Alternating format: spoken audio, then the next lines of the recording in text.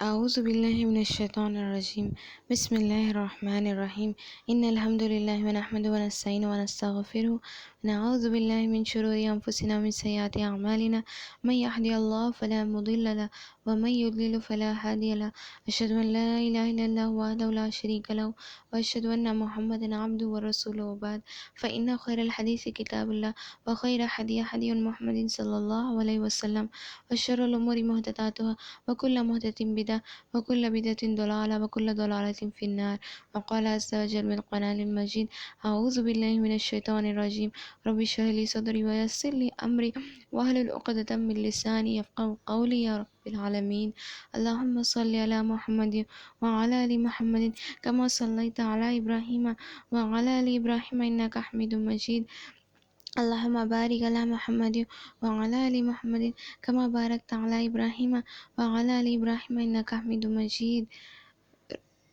سب کو السلام علیکم ورحمۃ اللہ وبرکاتہ. الحمدللہ ہم لوگوں نے فتح مکہ کیسے ہوئی دیکھا تھا کہ کیسے رسول صلی اللہ علیہ وسلم داخل ہوتے ہیں مکے میں اور کیسے وہ لوگوں سے سوال کرتے ہیں کیا تم امید کرتے ہیں آج مجھ سے، مطلب اتنی تکلیفیں اور اذیت دینے کے بعد ایک شخص سے آپ کیا امید کر سکتے ہیں. لیکن رسول صلی اللہ علیہ وسلم کہتے ہیں کہ میں نے تمہیں معاف کر دیا کہہ کر.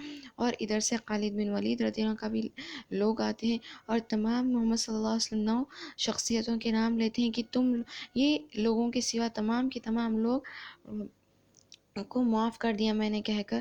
اور یہ 9 لوگ کیا تھے؟ یہ 9 لوگ بہت زیادہ مجرم تھے، تو اس لیے محمد صلی اللہ علیہ وسلم ان لوگوں کو معاف نہیں کرتے.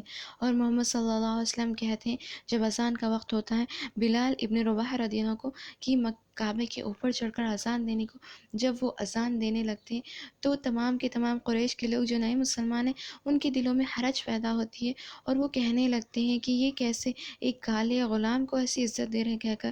تو محمد صلی اللہ علیہ وسلم کہتے ہیں، ابو سفیان کہتے ہیں کہ ایسا کچھ بھی مت کہو، محمد صلی اللہ علیہ وسلم کو تمام چیزیں پتہ چل جاتی ہیں، تم جو بھی دل میں کہتے ہو پتہ چل جاتی ہیں. تو محمد صلی اللہ علیہ وسلم کیسے آ کر کہتے ہیں کہ تم لوگوں کو اللہ سبحانہ وتعالیٰ کے پاس درجے کس مقابلے میں ہے، کس بنا پر ہے، تقوی پر ہے کہہ کر. اور محمد صلی اللہ علیہ وسلم کہتے ہیں کہ الناس من آدم و آدم من تراب، تم تمام کے تمام لوگ کہاں سے ہو؟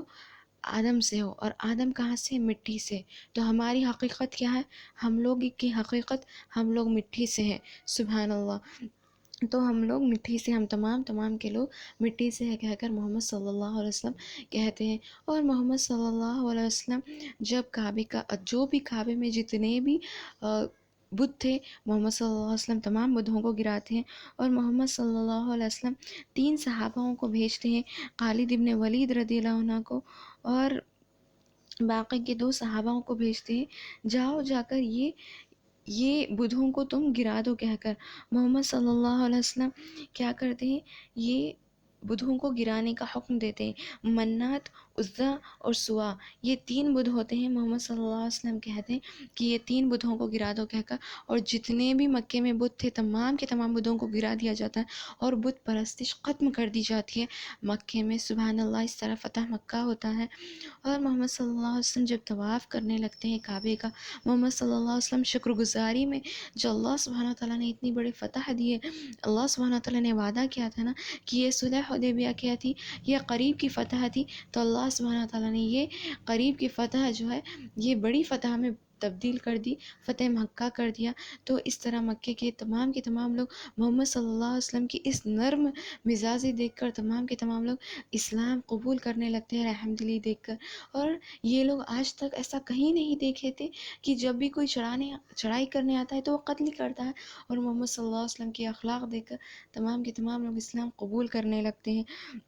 جب محمد صلی اللہ علیہ وسلم کعبے کا طواف کرنے لگتے ہیں تو فضالہ آتے ہیں، وہ محمد صلی اللہ علیہ وسلم کے پیچھے ان کے قتل کے ارادے سے آتے ہیں.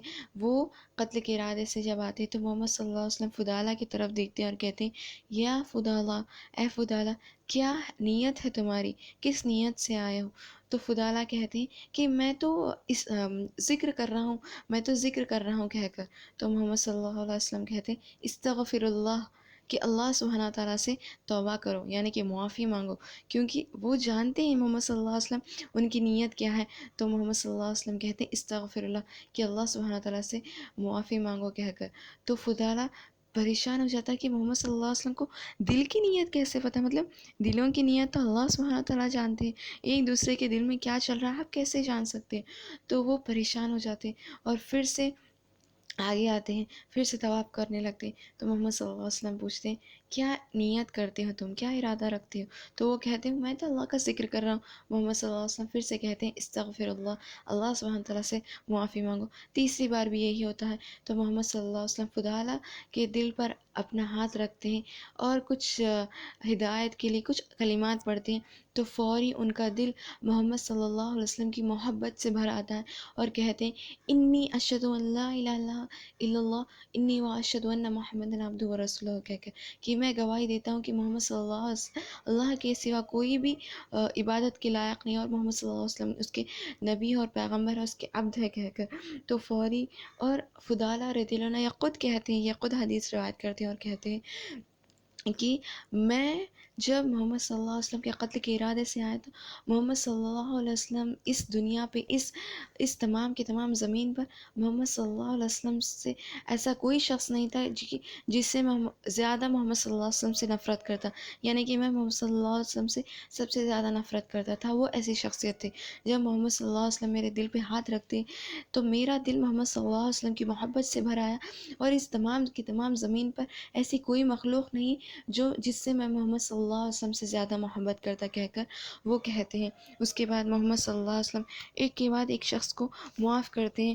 تو پہلے جو شخص تھے ان کو عبداللہ ابن سعد ابن سلط، ان کے رضائی بھائی ہوتے ہیں عثمان بن عفان رضی اللہ عنہ، جو محمد صلی اللہ علیہ وسلم کے داماد تھے، تو ان کے پاس جاتے ہیں اور میری سفارشی بنو تم کہتے ہیں، تو یہ ان کے سفارشی بنتے ہیں اور محمد صلی اللہ علیہ وسلم کے پاس لے کے جاتے ہیں، تو یہ اسلام قبول کرتے ہیں اور محمد صلی اللہ علیہ وسلم انہیں معاف کرتے ہیں، یعنی کہ 9 میں سے ایک شخص کو معاف کر دیا جاتا ہے۔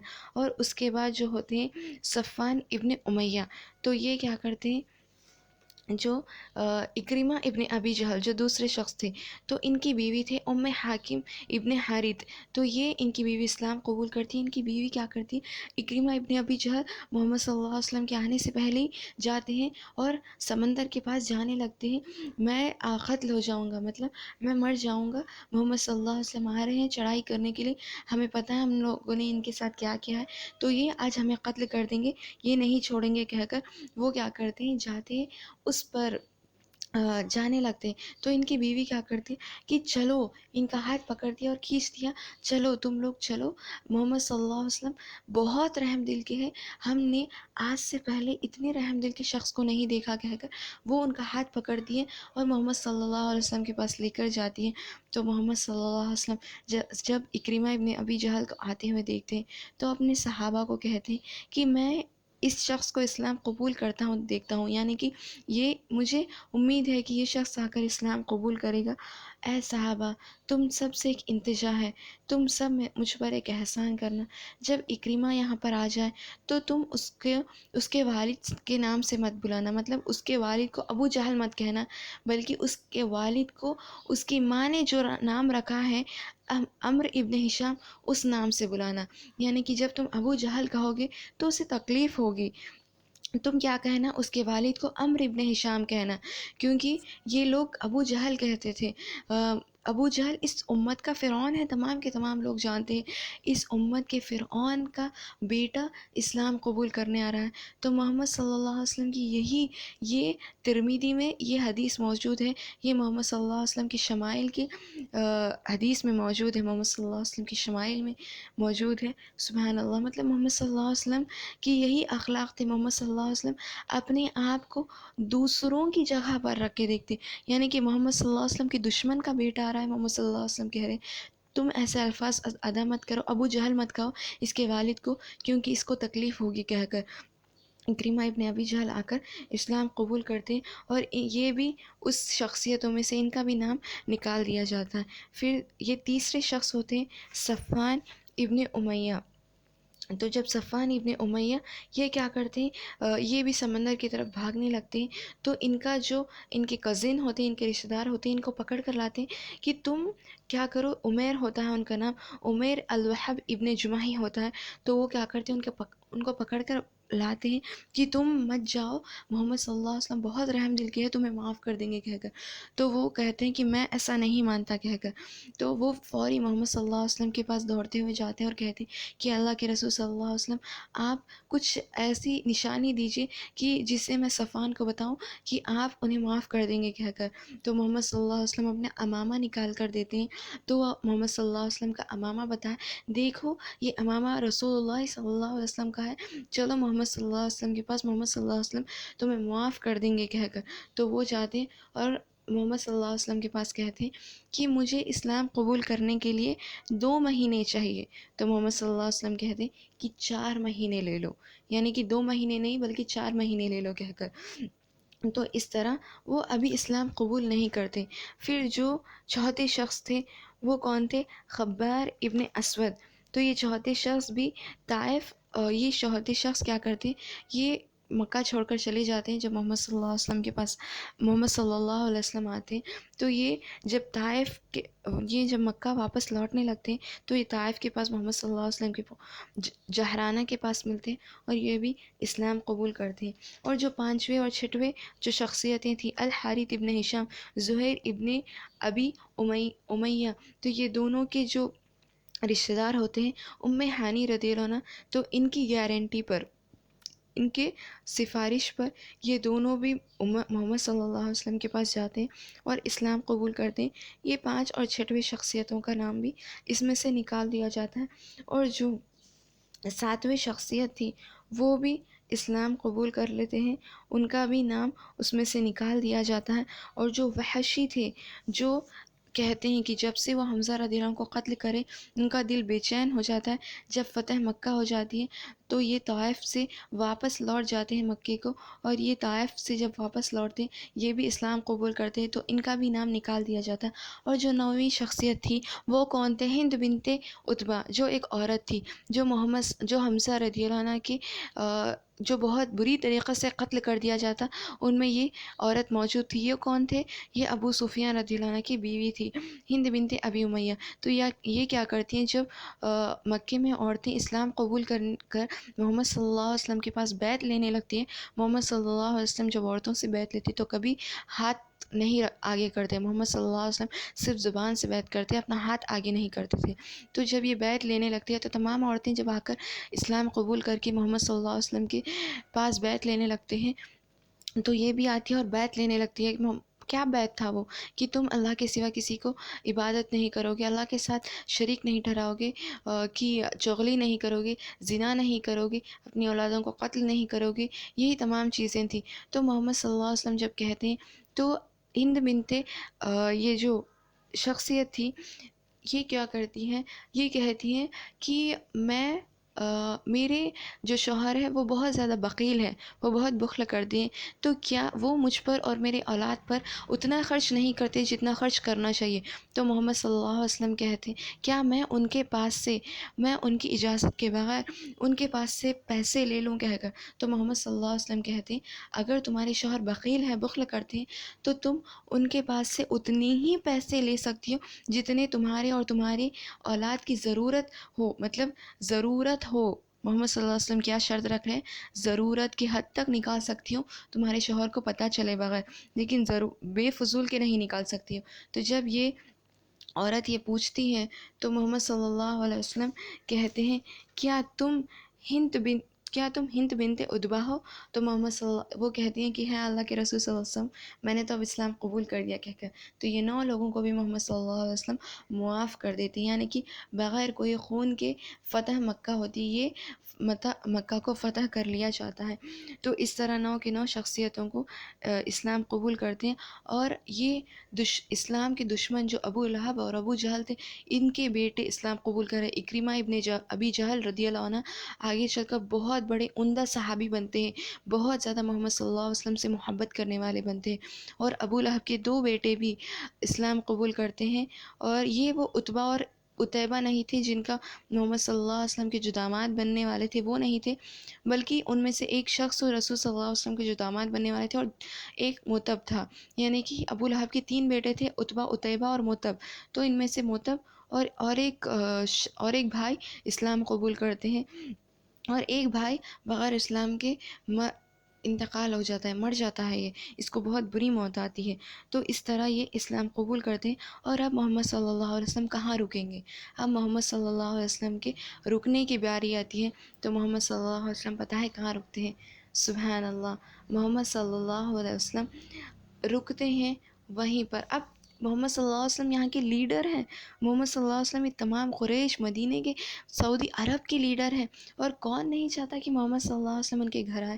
ہر کوئی چاہتا ہے کہ محمد صلی اللہ علیہ وسلم کے لیے ہر کوئی اپنے گھر کھول کر رکھ دی کہ اللہ کے رسول صلی اللہ علیہ وسلم آپ ہمارے گھر آئے کہہ کر۔ محمد صلی اللہ علیہ وسلم پتہ ہے کہاں جاتے ہیں؟ حجن کو جاتے ہیں محمد صلی اللہ علیہ وسلم، جہاں پر خدیجہ رضی اللہ عنہ کی قبر مبارک موجود ہے، کیونکہ محمد صلی اللہ علیہ وسلم کی زندگی میں، جب خدیجہ رضی اللہ عنہ کی زندگی میں محمد صلی اللہ علیہ وسلم کی تمام تکلیفوں میں ان کا جو ساتھ دی تھی، ان کی جو بیوی تھی خدیجہ رضی اللہ عنہ، ان کے پاس اب یہ خوشی بانٹنے کے لیے ان کے قبر مبارک کے پاس جاتے ہیں، ان کے مظہر مبارک کے پاس جاتے ہیں، اور یہ خوشی ان کے ساتھ بانٹنا چاہتے ہیں محمد صلی اللہ علیہ وسلم۔ یعنی کہ تمام لوگ کیا کر رہے ہیں یہاں پر؟ اب محمد صلی اللہ علیہ وسلم کو اپنے گھر چاہتے ہیں، اور محمد صلی اللہ علیہ وسلم اپنا گھر کہاں چاہتے ہیں؟ وہ ٹینٹ لگاتے ہیں محمد صلی اللہ علیہ وسلم کہاں پر؟ ٹینٹ لگاتے ہیں خدیجہ رضی اللہ عنہ کی مظہر مبارک پر۔ سبحان اللہ، یہاں پر دیکھیے نا، محمد صلی اللہ علیہ وسلم ایک شوہر کے جیسا بھی دیکھیے، یہ ایک بیوی جو ان کے لیے ہر چیز خرچ کر دی، اور محمد صلی اللہ علیہ وسلم آج جب فتح ہو گئی تو اسی بیوی کے ساتھ جا کر خوشی بانٹنا چاہتے ہیں۔ تو محمد صلی اللہ علیہ وسلم اپنی اس بیوی کی مظہر مبارک پر یہاں پر ٹینٹ لگاتے ہیں۔ دیکھیے نا محمد صلی اللہ علیہ وسلم کے اخلاق، ایک شوہر کے جیسا، کیسے وہ آج کل جو زندہ بیوی ہیں ان کے حق ادا نہیں کرتے، یہاں پر جو مری ہوئی بیوی ہے ان کی بھی عزت کر رہے ہیں محمد صلی اللہ علیہ وسلم، یعنی کہ جو ان کی بیوی کا انتقال ہوگا ان کی بھی عزت کر رہے ہیں، ان کے ساتھ اپنی یہ خوشی بانٹ رہے ہیں۔ سبحان اللہ، ایسا کہیں واقعات نہیں ملے گا آپ کو، اتنے سبحان اللہ، اتنے ایسے شوہر رسول صلی اللہ علیہ وسلم بہت اعلیٰ اخلاق پر تھے۔ وَإِنَّكَ لَعَلَىٰ خُلُقٍ عَظِيمٍ، اللہ سبحانہ و تعالیٰ نے قرآن میں ان کی تعریف ہے، بے شک اے اللہ کے رسول صلی اللہ علیہ وسلم آپ تو اخلاق کے اعلیٰ درجہ پر ہیں، آپ تو چوٹی پر ہیں اخلاق کے کہہ کر، اتنے بہترین اخلاق تھے محمد صلی اللہ علیہ وسلم کی۔ اور محمد صلی اللہ علیہ وسلم کے ساتھ محمد صلی اللہ علیہ وسلم کی دو ازواج ساتھ ہوتی ہیں، میمونہ رضی اللہ عنہ اور ام سلمہ رضی اللہ عنہ۔ اس طرح محمد صلی اللہ علیہ وسلم 20 دن یا 20 دن سے کچھ کم 18 دن تک یہاں پر مکے میں آرام کرتے ہیں، رکتے ہیں۔ تو اب مدینے کے صحابہ سوچنے لگتے ہیں کہیں محمد صلی اللہ علیہ وسلم یہیں پر رہ نہیں جائیں گے، کہیں محمد صلی اللہ علیہ وسلم اب مکے میں تو نہیں رک جائیں گے کہہ کر۔ تو جب محمد صلی اللہ علیہ وسلم کو یہ بات پتہ چلتی ہے کہ مدینے کے لوگ ایسا سوچ رہے ہیں، تو محمد صلی اللہ علیہ وسلم کہتے ہیں المحیا محیاکم والممات مماتکم، میں مروں گا، میں جیوں گا تمہارے ساتھ ہی جیوں گا، اور جب میں مروں گا تو تمہارے اندر تمہارے ساتھ ہی مروں گا کہہ کر محمد صلی اللہ علیہ وسلم کہتے ہیں۔ تو مدینے کے تمام لوگ صحابہ رونے لگتے ہیں، اور یہ بہت خوش کر دیتی ہے یہ چیز ان کو۔ تو ادھر سے محمد صلی اللہ علیہ وسلم یہاں پر رکتے ہیں، تو محمد صلی اللہ علیہ وسلم کو پتہ چلتا ہے کہ طائف کے لوگ محمد صلی اللہ علیہ وسلم کے اوپر چڑھائی کرنے کے لیے آ رہے ہیں کہہ کر۔ تو طائف کے لوگ جو محمد صلی اللہ علیہ وسلم کے اوپر چڑھائی کرنے کے لیے آ رہے ہیں کہہ کر، محمد صلی اللہ علیہ وسلم کو جب جنگ کے لیے آ رہے ہیں کہہ کر پتہ چلتا ہے، تو محمد صلی اللہ علیہ وسلم 10,000 جو لشکر تھا جو مدینے سے آیا تھا، اور اب جو بھی اسلام قبول کرے 2,000 کا لشکر، تو پورا 12,000 کا لشکر محمد صلی اللہ علیہ وسلم تیار کرتے اور طائف کی طرف جاتے ہیں۔ محمد صلی اللہ علیہ وسلم لڑائی اپنی طرف سے نہیں کر رہے، یہ لوگ طائف کے لوگ آ رہے ہیں لڑائی کرنے، تو یہ لوگ اپنی دفاع کے لیے جا رہے ہیں لڑائی کے لیے، یہ لوگ ہاتھ پہ ہاتھ دھر کر بیٹھ تو نہیں جائیں گے کہ آئے ہاں مارے اور قتل کریں، ایسا تو محمد صلی اللہ علیہ وسلم نہیں دیکھیں گے۔ تو محمد صلی اللہ علیہ وسلم کیا کرتے ہیں، جب طائف کے لوگ ان پر لڑائی کرنے کے لیے آ رہے ہیں، جنگ کرنے کے لیے، تو محمد صلی اللہ علیہ وسلم بھی 12,000 کا لشکر تیار کرتے ہیں، جاتے ہیں، اور اب تک جتنی بھی جنگیں ہوئی سب سے بڑا جو لشکر تھا وہ یہی تھا، 12,000 کا لشکر۔ اس کے بعد انشاءاللہ کیا ہوا اس جنگ میں اگلے ایپیسوڈ میں دیکھیں گے۔ سبحان ربک رب العزت عما یصفون والسلام علی المرسلین والحمد للہ رب العالمین۔ اللہ سبحانہ وتعالیٰ جب تک ہمیں زندہ رکھے، اسلام اور ایمان پر زندہ رکھے، حسن الختام کرے، اور اللہ سبحانہ وتعالیٰ ربی انی لما انزلت الی من خیر فقیر، جو بھی خیر ہماری طرف نازل کرے ہم اس کے محتاج ہیں، دنیا اور آخرت کی اچھائیاں اللہ سبحانہ وتعالیٰ ہمیں عطا کرے، جو بھی بیمار ہیں ان سب کی بیماریاں شفا کرے، اور اللہ سبحانہ وتعالیٰ ہر ایک ضرورت مند کا، ہر ایک غمگین اور دکھ دلی کا سہارا بنے، آمین اللہم آمین۔ السلام علیکم ورحمۃ اللہ وبرکاتہ، جزاکم اللہ خیرا کثیرا۔